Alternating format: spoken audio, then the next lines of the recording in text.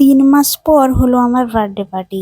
তবে শর্ত একটাই, আমি খাওয়াবো, তবে জন্মদিনে যেভাবে কেক কাটা হয় সেভাবে কেক কাটতে হবে। চলে গেলাম মিয়ামরে, তো শিলা বলল, "একটা কেক নিবো নাকি অনেকগুলো পেস্ট্রি নেবো?" তো আমি বললাম, "ঠিক আছে, অনেকগুলো পেস্ট্রি নিলে তো অনেকগুলো টেস্ট করতে পারবো।" তারপর ওখান থেকে বেরিয়ে চলে এলাম স্মার্ট বাজারে, কিছু কেনাকাটার ছিল। আর ঢুকতেই আমাদের যেটা চোখে পড়ে সেটা জামা। তবে জামার রেট অনুযায়ী আমাদের তো নেওয়া উচিতই নয়। তাই গেছি যখন আরো কিছু কেনাকাটা করলাম। আর বুবু প্রথমবার গেছে, তো ওখানে তো অনেক কিছু জিনিস আছে, দেখে ভ্যাবাচ্যাকা খেয়ে গেছে যে কোনটা নিবে কোনটা নিবে না।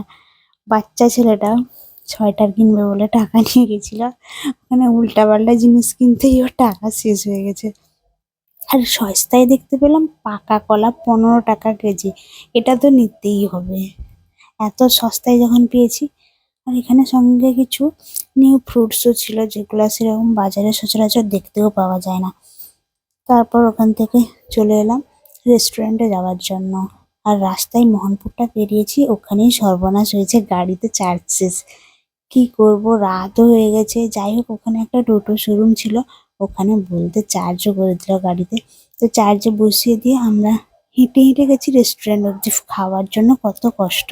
আর মেনু কার্ড দেখছে আজকে বুবু, কোনটা অর্ডার করবো বুঝতেই পারছে না, তাই শিলা দাস ওর মন পছন্দ মতন অর্ডার করে দিল। খাওয়ার আসতে দেরি হচ্ছে দেখে থালা বাজাতে বাজাতে অপেক্ষা করলো। তারপর বলতে বলতে খাবার চলে এলো। তো খেতে খেতে এখন ভাবছি যে যাব কিভাবে, রাতও তো হয়ে গেছিল। যাই হোক, খাবারটা তো শেষ করি। তবে শিলাদা সারা রাস্তা যেভাবে খাবে খাবে বলে চিল্লাচ্ছিল, এখানে খেতে এসে তো খেতেই পারছে না কিছু, উল্টে আরো খাওয়ার প্যাকেট করে নিয়ে যেতে হলো। বেকার এখানে নষ্ট করে ফেলে দিয়ে যাব কেন, তার থেকে যেগুলো বেশি হয়ে গেছে ঘরে নিয়ে এলে তো কেউ না কেউ তো খাবেই।